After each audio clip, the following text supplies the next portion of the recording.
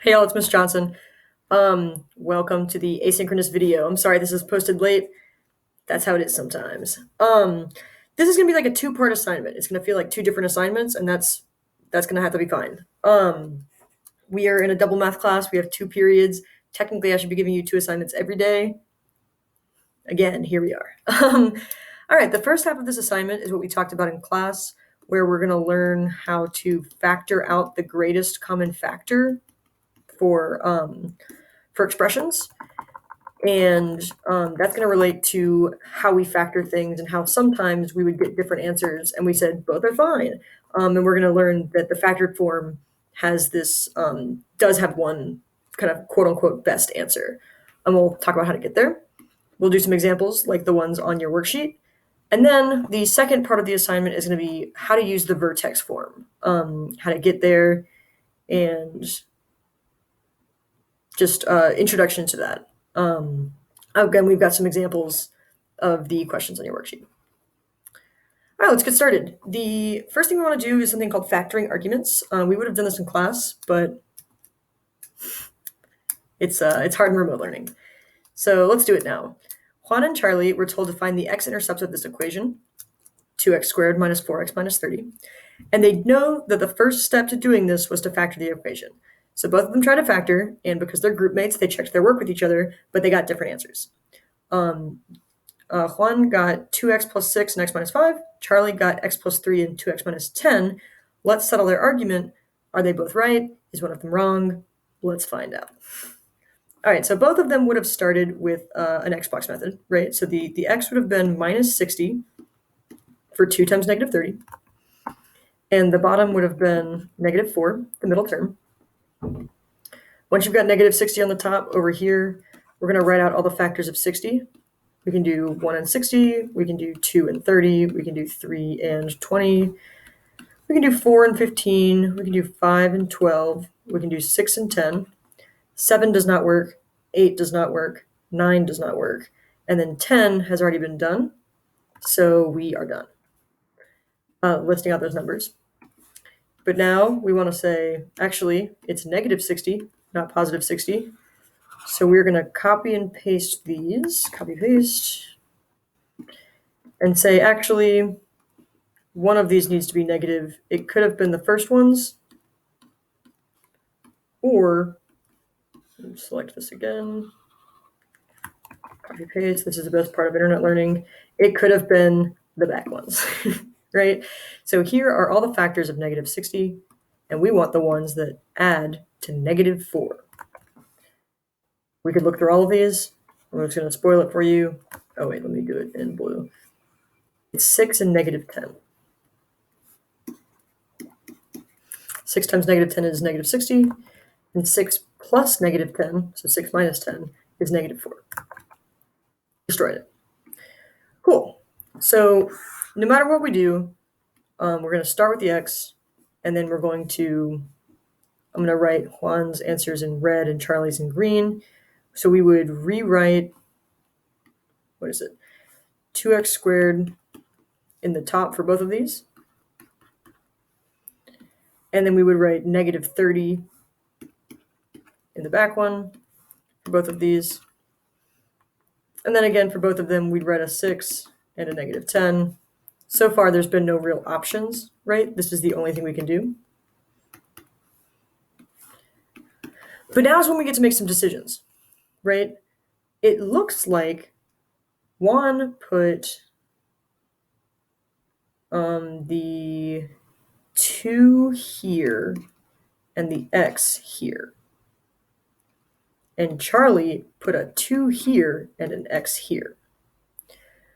Both of these are fine choices, right? So far, neither of them have messed up. Whenever we have the 2x up here and the x here, this becomes a 6, a plus 6. This becomes a minus 5, and then we get to check off that negative 5 times 6 is 30, and we get Juan's answer of 2x plus 6, x minus 5. However, if we were like Charlie and put the 2x here instead of the x, here we would get negative 10 to get the negative 10x. Here we would get a positive 3, so 2x times 3 is 6x, and we would check off that negative 10 times 3 is still negative 30. So far, both of them are right, even though their answers don't look the same. And this is something in math that, like, it's fine, but we don't love it. Right? We don't love when there's two different answers to a problem. So we want to simplify both of these even more. Right? We want to simplify them so much that, like, they'll eventually have the same answer, which they do, but they'll look the same as well. All right, so let's do this. The two things we notice are for this factor, the first factor for Juan, and for the second factor for Charlie, these numbers can both divide by 2. Right? 2 and 6 can both be divisible by 2, and 2 and negative 10 are also both divisible by 2. We're going to factor out this greatest common factor, this 2. So when I say factor out, I mean we said both of them could divide by 2. So I'm going to divide both of them by 2 and put this 2 out front. So 2x divided by 2 is just x, plus 6. 6 divided by 2 is 3. So this 2x plus 6 is the exact same, just in a different form, in a simplified form, as 2 times x plus 3. And then if we want to rewrite this, we would keep the x minus 5 the exact same. Whereas here, we keep the x plus 3 the exact same. And then we say both of these could divide by 2. We'll pull a 2 out front. 2x divided by 2 is x, and negative 10 divided by 2 is negative 5.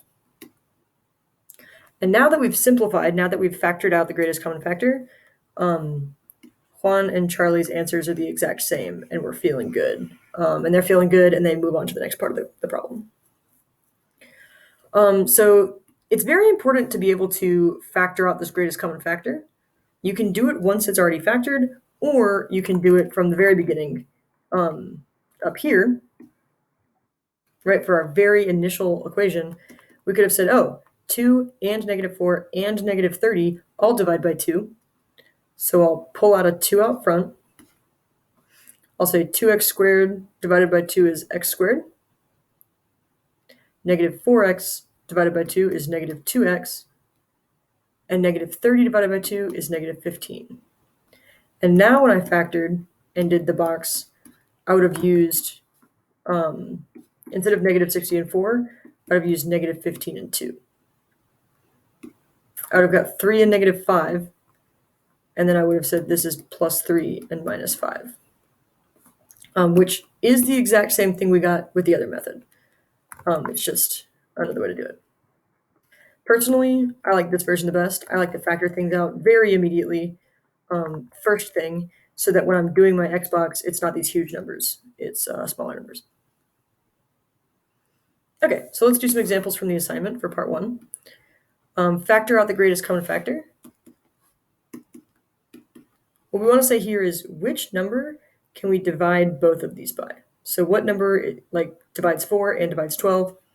The answer is 4. This divided by 4 is just x. This divided by 4, 12 divided by 4 is 3. So we get the final answer is 4 times x plus 3. We're going to do the same thing here, except anytime we can't factor out anything, we just rewrite it. So we'll rewrite the x minus 9. And then for the 3x plus 6, both of these divide by 3.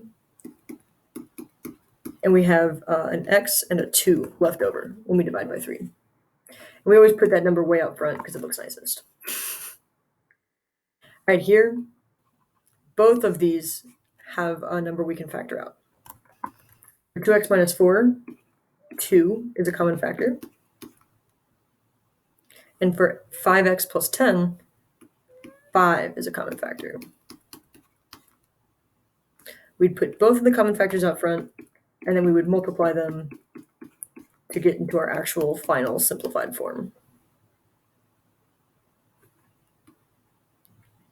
For part 2 of part 1, we want to factor out the greatest common factor and then factor the quadratic. this is what we did up here. So when we see something like this and it tells me to factor my equation, the first thing I'm going to notice is that all of these numbers can divide by 3. So I'm about to make my life a lot easier. We'll pull a 3 out, divide each term by 3, then factor this part, rewriting the 3 out front because we didn't change it. We do the Xbox method. We say this is probably 4 and negative 2. Multiplies to negative 8, adds to negative 2. Got there. And now, because there was no coefficient in front of the x squared, we just need to do the x. We don't need to do the box. And that's a really big pro of factoring out this number first.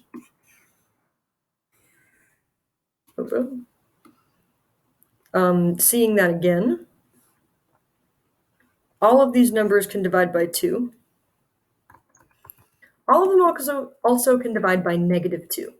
We generally want to bring out, like factor out, whatever the number in front of x squared is, because that makes our lives easiest.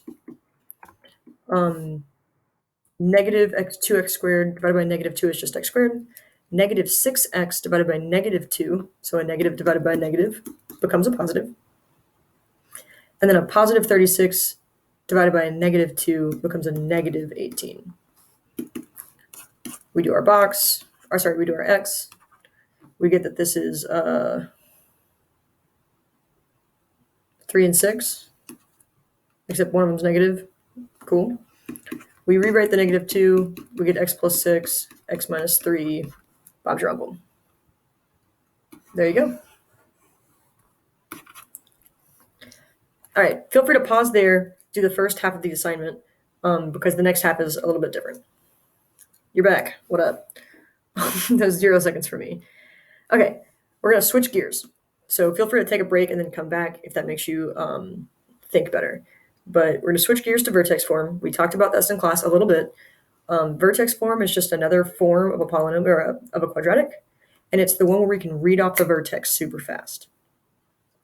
It always looks like a number times x minus a number squared plus k, which is another number. I'm actually going to do this example first for the last part of the worksheet, which is find the vertex from the quadratic function in vertex form. Whenever we have this vertex form, we're looking at this number and at this number for our vertex. The y value is just this back number, totally regular. The x number is this value, but if it's a minus sign out front, it's going to be a positive over here. And if it's a positive sign over here, it's going to be a negative sign in the actual vertex. So here we had x minus 5 turned into 5 as the x coordinate. We had plus 8 in the back, turns into 8. For the second example, we had plus 10 near the x, which turned into a negative 10 for the x coordinate, and a minus 17, which stayed as minus 17. That's what we did in class. The next thing we're going to talk about is, okay, if you're given vertex form, that's easy enough. But what if you're given standard form? How do you get to vertex form? This is a process called completing the square, and we're going to start to learn it today. We're not going to know it totally today. We're going to start to learn it today. The big thing that vertex form, like its special quality, is it has this squared term in the middle of it. It's not quite factored because it's got something added to the back, right? But it's like part of it's factored and part of it's not. In order to get this part factored thing, it's like a really specific part factored thing, and let's explore over here. If we wanted to just factor this, we'd do 16 and 8, we'd get 4 and 4, and this would factor to x equals x plus 4 times x plus 4. The cooler way to write that is x plus 4 squared, because it's something times itself. Pretty good pattern, right? This starting to look like this a little bit.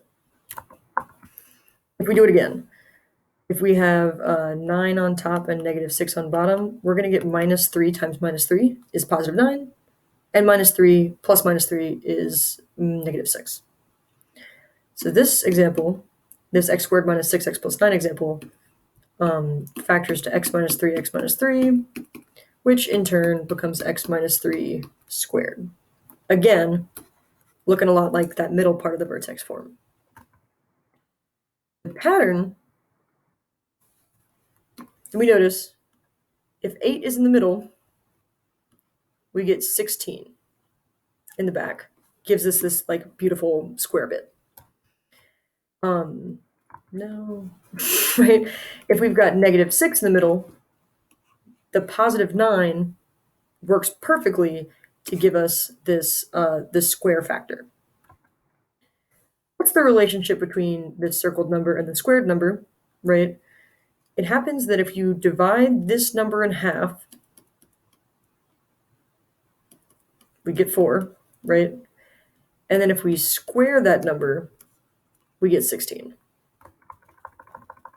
So let me say that again. If you divide your middle number in half, so over here, -3, and then you square that number, you get 9. So we always want this back number, this c term, to be b divided by 2, this number divided by 2, and then square it. And then that relationship between the b and the c gives us this perfect square afterwards. Let's try it out on this example. So x squared plus 10x, if we take 10, we do 10 divided by 2, that's 5. 5 squared is 25. So if we rewrote this as x squared plus 10x, and we're saying 25 should work, we come over here to the box, or sorry, the x, we get 5 and 5, which is perfect because when they're the same number, that's when we get to make a square. The first step of completing the square is being good at this computation. So we're going to practice that on our worksheet. I'm going to practice this right here with y'all right now.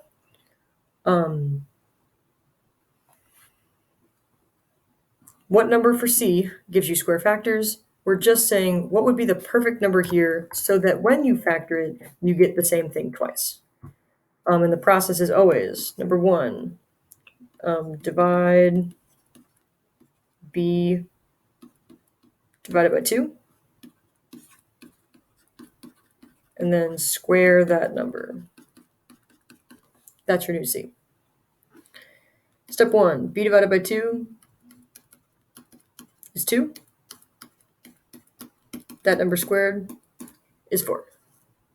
Here, a 4 is the perfect number in the back so that we have square factors. Let's try it again. -8 divided by 2 is -4. -4 squared is 16. So if this was a 16, if this were a 16, it'll get us square factors. And you can factor these if you want to check me. Notice that when I did this, I used +4, and when I used this, I did -8. And then let's do this in a different color because it's already green. If we do 5 divided by 2, we get 2.5. If we do 2.5 squared, we get, I think it's 6.25. Let's check on that. 2.5 squared. Ooh, I'm so good. We get 6.25. So this is the perfect number for this to factor nicely. The question becomes, will this always be positive? Yes. Whenever you divide a number by 2, sometimes it's positive, sometimes it's negative. But whenever you square a number, whenever you do a number times itself, the answer is always positive. So we're always going to be adding the c to the back. I think that is enough to get you started on the assignment. If you are confused, please email me, come to office hours, reach out at the beginning of class on Thursday. And if you're not confused, go team. Do your assignment, turn it in before Thursday, and I will see y'all soon.